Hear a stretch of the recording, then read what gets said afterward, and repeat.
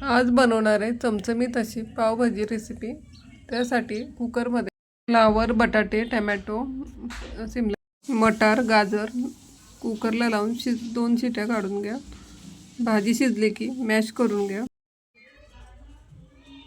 कढईमध्ये 2 चमचे तूप टाकून बारीक चिरलेला कांदा परतून घ्या।